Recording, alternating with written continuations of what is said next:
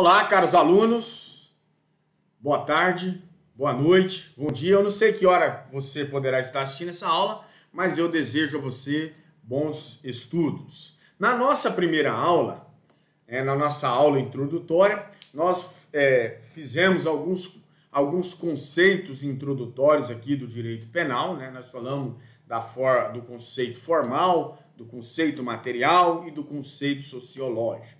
Depois nós falamos da denominação, artigo 22, inciso 1º da Constituição Federal e artigo 62, parágrafo 1º, inciso 1, a linha B da Constituição Federal, onde fala da denominação do direito penal. Falamos das características do direito penal, um terceiro tópico, né? E aí nós vimos que infração penal é gênero e as espécies são crime e contravenção penal, tá certo?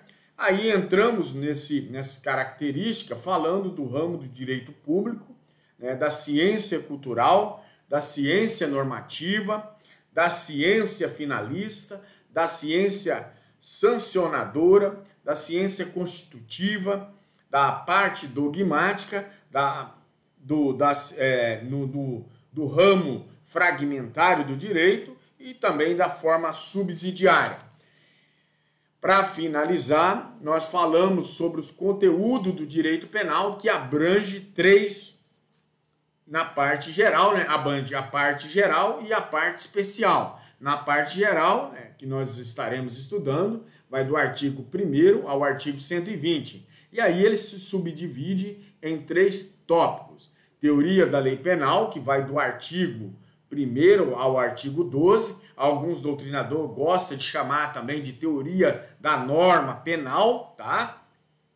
E nós vimos também a teoria do delito, ou da teoria do crime, ou do fato punível, que vai do artigo 13 ao artigo 31 do Código Penal. Por último, nós vimos essa terceira parte, na parte geral, a teoria da sanção penal, da pena ou das consequências trazida da prática do crime, que vai do artigo 32 ao artigo 120 do Código Penal. Na parte especial dos crimes em espécie, os senhores estarão já no 4º período, né? E aí nós falaremos 3º ou 4º período e nós trabalharemos com os crimes em espécie, artigo 121 ao artigo 361 do Código Penal. A legislação penal, a legislação especial, por sua vez, ela está espalhada pelas leis esparsas no Código, pelas leis esparsas. A Lei 10.826, que é a lei do Estatuto do Desarmamento, a Lei 11.340 do tráfico de drogas, a Lei 11.343 da violência doméstica, né? Da Lei Maria da Penha, que trata sobre isso aí. As leis agora atuais, isso aí era 14.132, que fala do stalking, do crime de perseguição. A Lei 14.888, que fala dessa violência psicológica, agora é a última lei que saiu, né? E também depois nós passamos a falar das modalidades do direito penal. Nós vimos direito penal objetivo, subjetivo, direito substantivo, direito penal material, formal, direito comum, especial, direito geral, direito local, direito penal geral, direito penal local, direito fundamental, direito complementar, né? Direito penal complementar, nuclear ou primário, secundário também. Nós vimos subterrâneo, paralelo e, por fim, nós vimos o direito penal do fato e o direito penal do fato que considera o autor, dentro das modalidades do direito penal. Por fim, o último tópico da aula passada, nós falamos sobre as funções do direito penal. E aí nós vimos função de proteção dos bens jurídicos, função do reconhecimento normativo, função ético-social, função do controle social, função de garantia, função simbólica, né? É um direito penal simbólico e um direito penal de emergência. Também a função motivadora e a função promocional e a função de redução de violência, né? Nesse contexto. Esse foi um espectro da primeira aula nossa de direito penal. Senhores, hoje nós entraremos na relação do direito penal com outros ramos do ordenamento jurídico, né, das ciências criminais e da criminalização, e também elas se subdividindo em primária, secundária e terciária, e a redescoberta da vítima, essa privatização do direito penal, tá? Hoje não teremos webconferência, que eu vou preferir que na nossa aula do dia 16, nós já faremos um retrospecto dessa aula, dessa primeira aula nossa, tá? E já entraremos no novo conteúdo, que será princípios do direito penal, princípios no geral e o princípio do direito penal, tá certo? Sem mais delongas, né? Vamos entrar no nosso conteúdo de hoje, que é a relação do direito penal com outros ramos do ordenamento jurídico. Nem tanto maior, nem tanto menor, à medida com outros ramos do ordenamento jurídico, apontando uma relação com o direito penal com as áreas do direito que mais se influenciam. Por exemplo, nós entramos na primeira delas agora, que é com o direito constitucional. A relação do direito penal com o direito constitucional é muito flagrante. Por quê? As normas penais, elas não podem subverter essa ordem jurídica, essa ordem constitucional.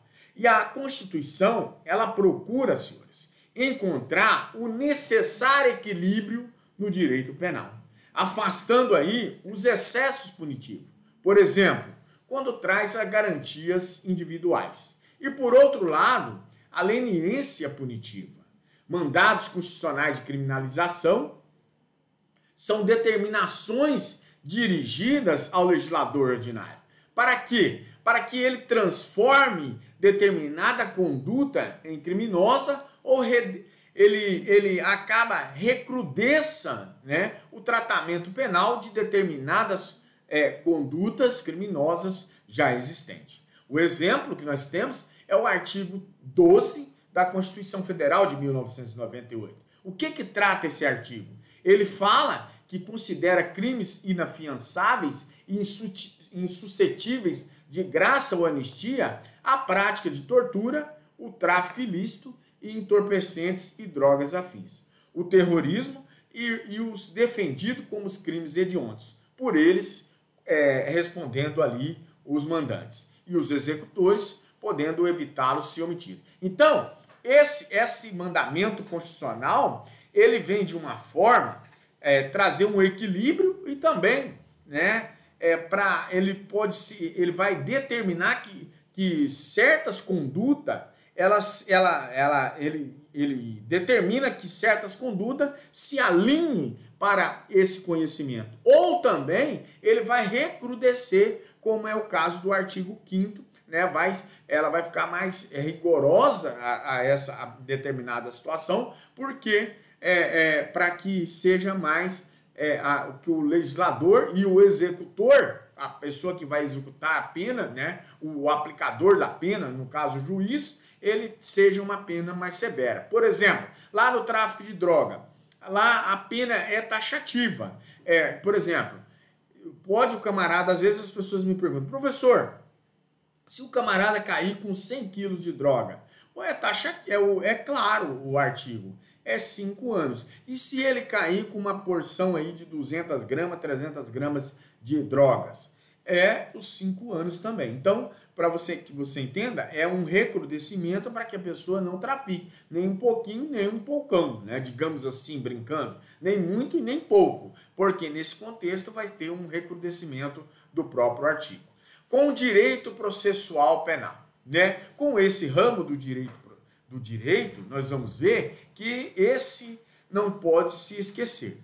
Todavia, é o meio do direito processual penal que se aplica o direito penal. Então, essa parte processual é um canalizando o outro para que ele possa ser utilizado. Ou que pelo menos as sanções penais sejam aplicadas através do direito processual penal. Então, nós estamos estudando nessa parte agora a parte material, que é a parte que trata dessas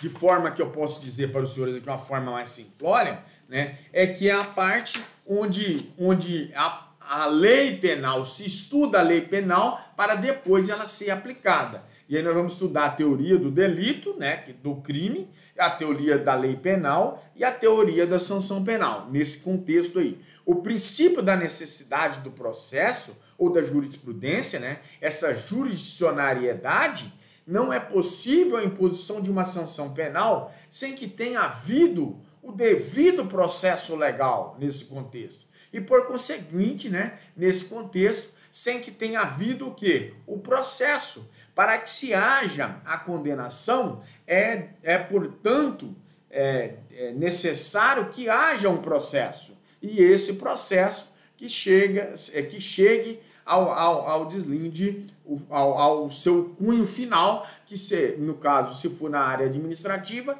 que seja a demissão ou a exoneração, e no caso do penal, que seja o quê? Que chega-se a condenação e a futura pena. E aí, nesse contexto, não se pode deixar de anotar que o nosso Código Penal trata de temas que são de toda vista de direito processual penal, tá certo? Exemplo, a ação penal entre os artigos 100 e o 106 do Código Penal, do Código Penal, tá certo? Então, a correlação tanto com o direito constitucional é latente, porque não pode violar normas da Constituição Federal, né, o princípio da legalidade, que estudaremos mais à frente, e vamos observar que ele vai ficar latente, e também quanto ao direito processual, estão inteiramente ligados um ao outro, tanto o direito constitucional, bem como o direito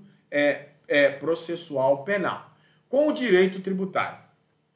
O direito penal se relaciona com o direito tributário na medida em que existem crimes que envolvem a sonegação de tributos. Os crimes previstos lá na Lei 8.137 de 1990.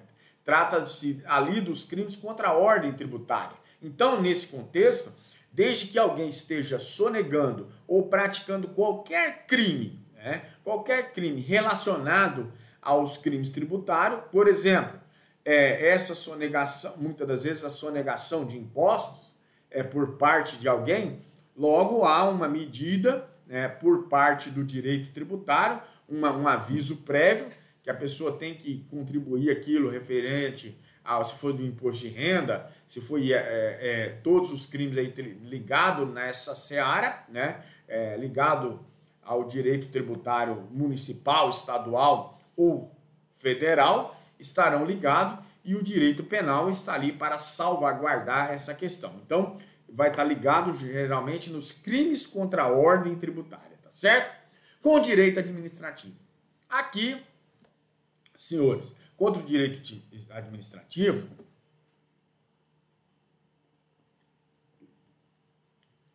aqui, senhores, há uma estreita relação do direito penal.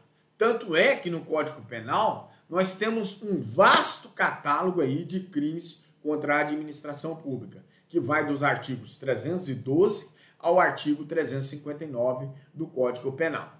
Na legislação penal especial, há uma tutela aí de inúmeros bens jurídicos vinculados direta ou indiretamente à administração pública. Exemplo, os crimes contidos na Lei 4.898 de 1965, Lei de Abuso de Autoridade, a Lei 866, que é a Lei das Licitações, né? A Lei de 1993, e no Decreto-Lei 201 de 1967, que é a Lei de Crimes de Responsabilidade dos Prefeitos Municipais. Existem normas penais em branco, cujo complemento normativo ele é fornecido por atos administrativos. Exemplo, a Lei de Drogas, a Lei 11.343, que por outrora, eu disse aos senhores, a Lei 11.343 de 2006, que é complementada por uma portaria da Agência Nacional de Vigilância Sanitária, que é a Anvisa. E é importante recordar que as esferas das responsabilidades são autônomas, mesmo fato poderá dar ensejo a uma responsabilidade penal e também uma responsabilidade administrativa. Exemplo, senhores, quando um funcionário público ele comete um crime, comumente é instaurado aí um processo administrativo disciplinar para apurar a sua falta funcional e é iniciado um processo criminal pela infração penal perpetrada aí até então, tá certo? Nesse contexto, com o direito administrativo, ele passa a ser latente por quê? Porque existem inúmeras normas que estão ligadas. Por exemplo, para se verificar um crime de droga, quem que diz que é droga? É a Anvisa, Agência Nacional de Vigilância Sanitária. Essa Anvisa, ela vai dizer o que é droga, e aí o Código Penal vem para sacramentar o que é droga ou a legislação especial, que é o caso, a Lei 11.343. Tá certo? Com o direito civil, há muitos crimes que se reportam à instituição do direito civil, né? Por exemplo, os crimes contra o patrimônio, dos artigos 155 ao artigo 183. Contra o casamento, artigo 235 a 239. Contra a tutela e curatela, artigo 248 e 249 do Código Civil.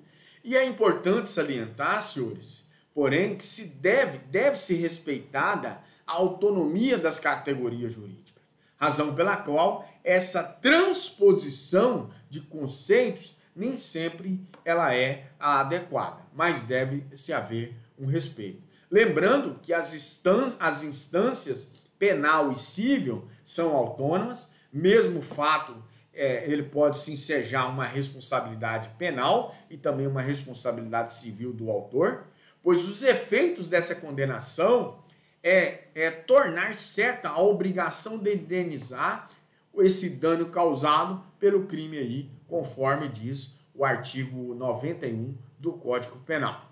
Com o direito do trabalho, né? O direito penal também se relaciona com o direito do trabalho, prevê a existência de crimes contra a organização do trabalho, artigo 197 ao artigo 207 do Código Penal, né? E também os crimes que afetam de modo indireto, como a redução à condição análoga de escravo, previsto no artigo 149 do Código Penal, e nos rol dos crimes contra a liberdade.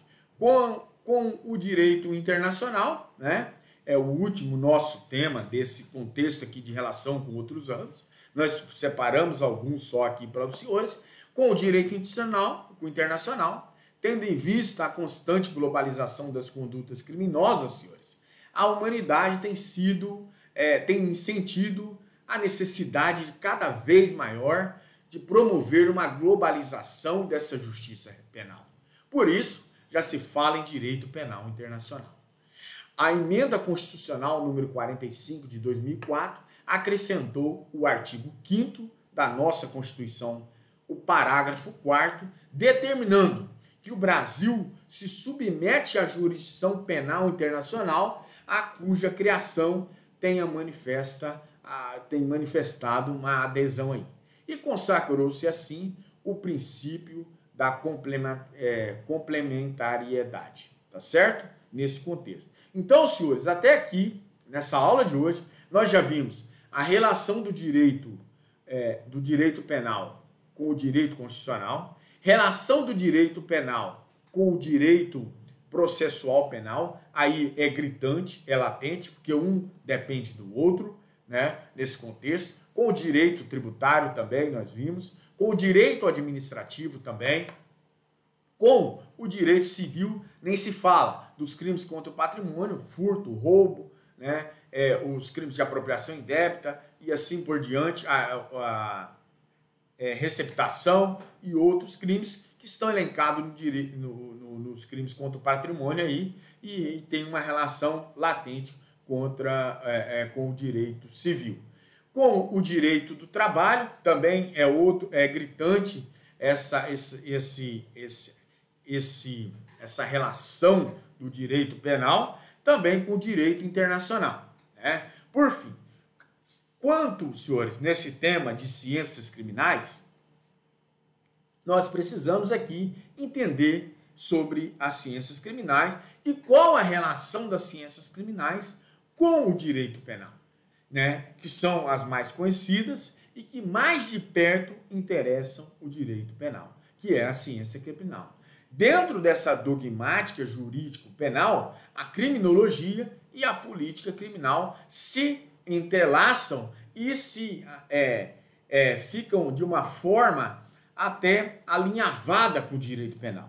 E aí há outras áreas como a sociologia criminal, a antropologia criminal, a psiquiatria forense e a medicina legal. E aí você poderia se perguntar, por que a relação dessas matérias com o direito penal é importante? Porque para se detectar se uma pessoa ele é incapaz ou relativamente incapaz, lá do artigo 26, né, do Código Penal, deixa eu até abrir aqui para os senhores, para falar com propriedade o que diz o artigo 26.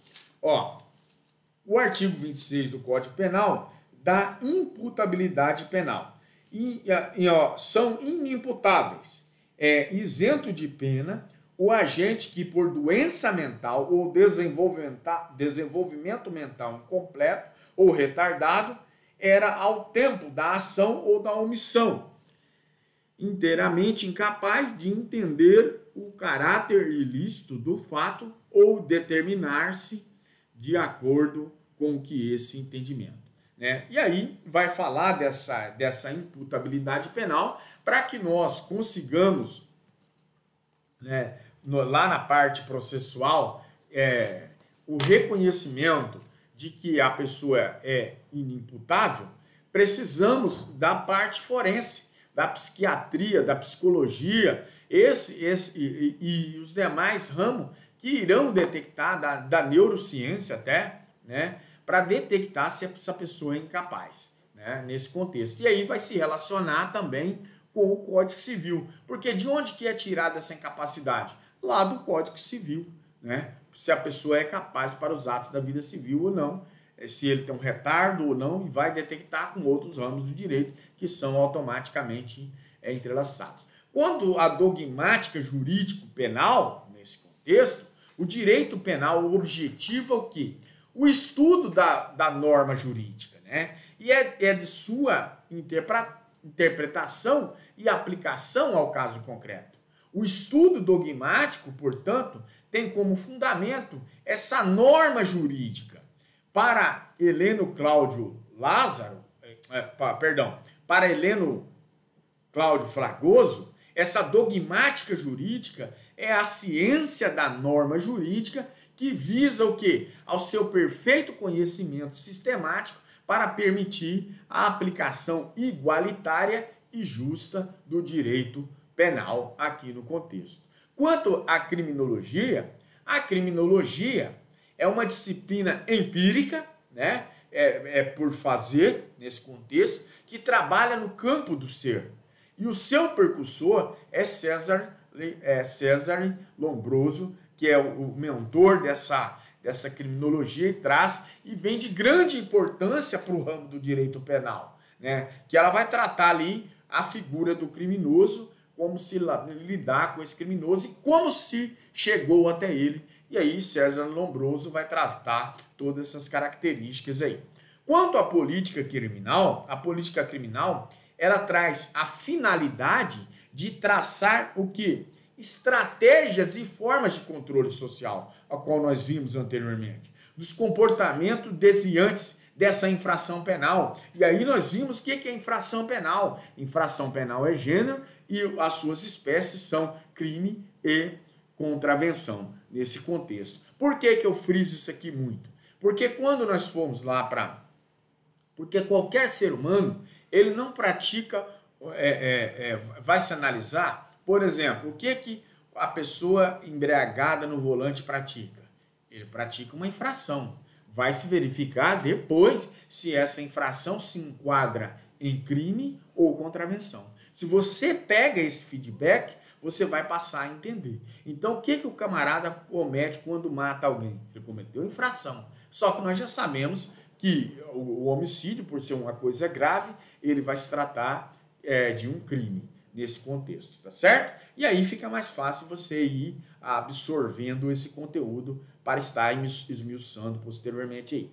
E aqui são apresentadas propostas concretas nesse contexto de política criminal, né, da alteração também do Código do Direito Penal. Nesse contexto de política criminal é que onde são feitas essas propostas, e essas propostas que são apresentadas para alteração do direito penal, para a aplicação também do direito penal e assim por diante, tá certo? Quanto à criminalização primária, secundária, terciária, seletiva e a vulnerabilidade. O processo de criminalização, senhores, ele se desenvolve em duas etapas. Primeiro, a criminalização primária, né? Porque essa primária é o quê? É o ato o ato e o efeito de sancionar uma lei penal material. Por isso que nós estamos tratando nessa parte material, estudarmos as leis conforme elas são elaboradas aqui, né? Que incrimina e permite determinadas pessoas aí a ser penalizadas. Então, a criminalização primária é o ato e o efeito de sancionar uma lei penal material que incrimina e permite que determinadas pessoas sejam penalizadas. Então, quando eu lhe perguntar o que é uma criminalização primária, se eu perguntasse, é o ato e o efeito de sancionar uma lei penal material. Quanto à criminalização secundária, senhores, trata-se de ação punitiva exercida sobre as pessoas concretas, sobre o caso concreto.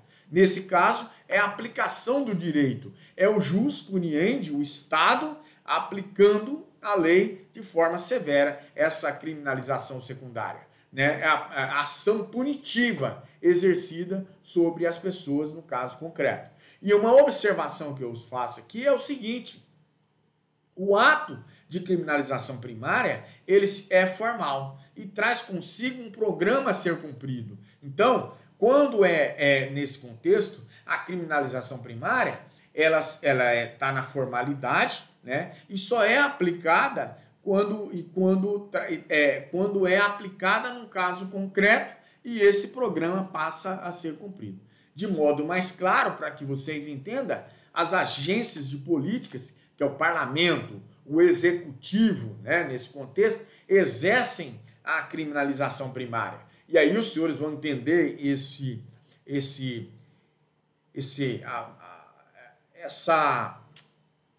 quero falar de forma mais simplória para que vocês entendam, né?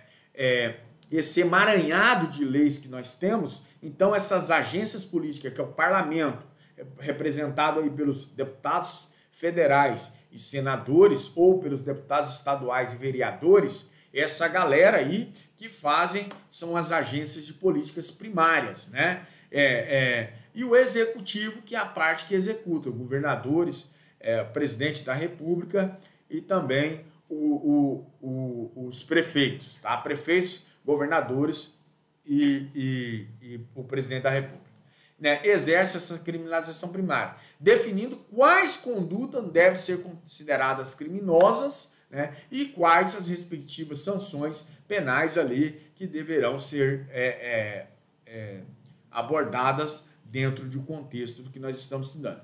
Por seu turno, a agência de criminalização secundária são juízes, promotores, defensores, advogados, policiais e agentes do sistema prisional aí, tá? Né? As agências de criminalização secundária. Por quê? Essa galera, porque se a primária são o parlamento e os executivos, a secundária são juízes, promotores, defensores, advogados, policiais e agentes do sistema prisional. Trata-se de cumprimento dessas leis, né? Aplicando e executando as sanções penais aqui no contexto do que nós estamos estudando. Para Zaffaroni, há uma acentuada carga seletiva e uma vulnerabilidade na criminalização secundária. Isso por quê, senhores? As agências de criminalização selecionaram uma clientela preferencial nos grupos mais vulneráveis aí da sociedade. Quanto a uma criminalização terciária, nós vamos ver, né, e analisar que diria respeito ao ingresso do indivíduo no sistema penal, essa terciária. Porque a partir do momento em que ele ingressa no sistema penal, esse indivíduo, né, passa a ser um objeto, poderia usar essa terminologia, a ser um objeto a qual o Estado ele é possuidor. O Estado ele tem essa tutela, a curatela a partir de aí, né? E a fase é a fase que se torna da execução da pena, onde os criminólogos analisam temas estigmatização, né, do encarcerado e o ambiente crimógeno da cultura prisional nesse contexto. Então, nós vimos aí, dentro dessa criminalização primária, secundária e terciária, para ficar bem claro para que os senhores entendam, né, a primária seria quem? Seria aí o pessoal do parlamento, os parlamentares, vereadores, senadores e deputados federais e estaduais. E o executivo, o presidente da República, os governadores e também os prefeitos. Já na fase secundária, que ficaria por conta aí de quem?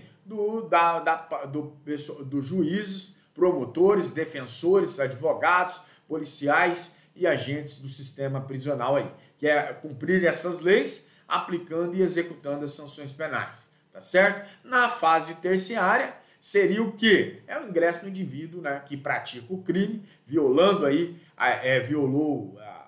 cometeu uma infração, e essa infração, aí ele vai passar a cumprir no sistema prisional aí, tá certo? No último tema da aula de hoje é a redescoberta da vítima, né? Essa privatização do direito penal. A doutrina nacional tem empregado aí a expressão privatização do direito penal para designar a descoberta da vítima, nesse contexto. Com a data vênia, com todo respeito, senhores, não nos parece expressão mais adequada, pois o Estado ele continua a deter, como nós vimos na primeira aula, um monopólio do exercício da violência, dessa pretensão da legitimidade. Nós vimos que o Estado tem esse poder e do Estado se ofere essa lei. Então, nós vamos ver que o movimento dessa redescoberta da vítima, ele surge a partir da final da Segunda Guerra Mundial, quando vieram à tona aí as brutais atrocidades perpetradas pelos nazistas nos campos de concentração, onde surge a expressão vitimologia, empregada pela primeira vez por Benjamin Mendelssohn, em 1947. No Brasil, o movimento ele se torna bem visível durante muito tempo. A vítima ela teve um papel extremamente secundário nessa persecução penal e de uns tempos para cá foram criados aí institutos que enaltecem a participação da vítima, né, tais como a composição civil dos danos, artigo 72 da Lei 9.099/95, a reparação da vítima dos danos fixada na sentença condenatória, artigo 387 do Código de Processo Penal, a necessidade de informar a vítima sobre o ingresso e a saída do acusado da prisão, artigo 201, parágrafo 2º do Código de Processo Penal.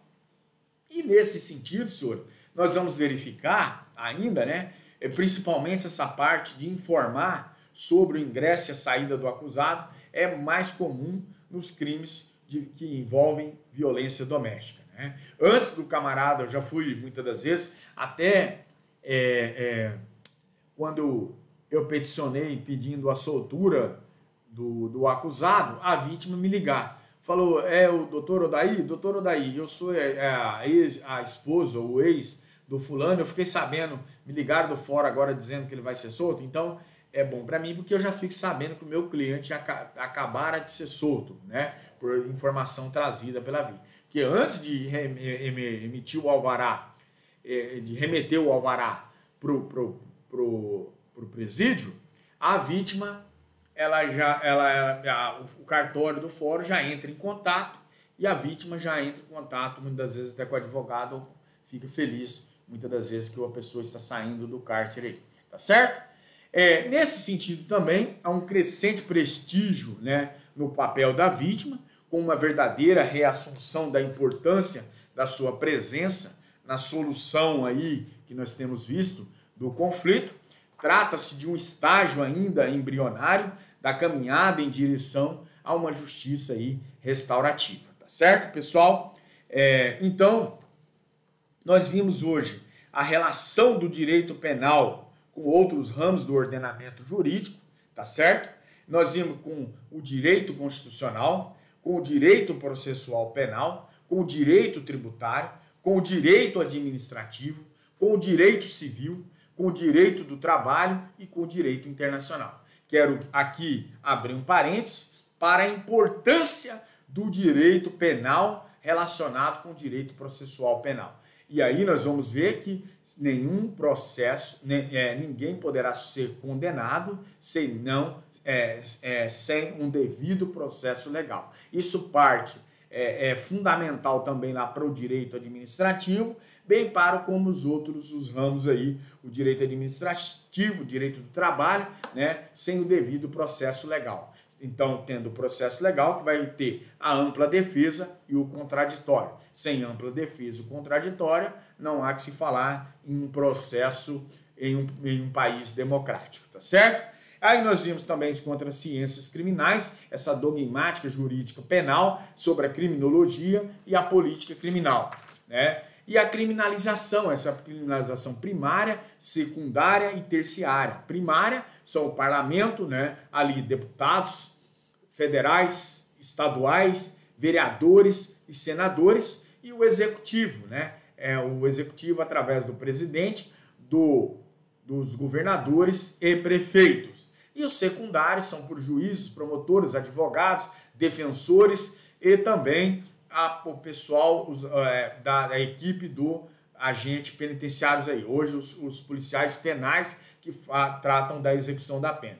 E a parte terciária, essa parte seletiva, né, e vulnerável, que é quem? É o ingresso, é o preso que está ingressando no sistema carcerário, tá certo? E aí, por fim, né, nós falamos dessa redescoberta da vítima, a privatização do direito penal. Né? Trata desse nome, não merece, não é uma expressão, conforme eu disse aqui aos senhores, uma expressão tão adequada, mas até porque o Estado ele continua a deter o monopólio do exercício dessa violência aí com a pretensão. Tá? Essa aula vai ficar um pouco curta aí, 30, 40 minutos, senhores, pelo fato que a nossa primeira aula, né, não sei se todos que estão assistindo a aula, na nossa primeira aula, nós falamos aí, eu avancei muito no conteúdo. Era para ter falado com os senhores até a fase do conteúdo do direito penal, mas eu falei sobre as modalidades e falei sobre as funções do direito penal, e já na aula passada. E nessa aula eu apenas falei sobre relação do direito penal, ciências criminais e também criminalização e a redescoberta da vítima, nessa privatização do direito penal, tá certo? Na próxima aula, pessoal, nós iremos adentrar nos princípios do direito penal. Por isso que eu separei, senão há uma confusão e acabam os senhores não compreendendo nada, tá?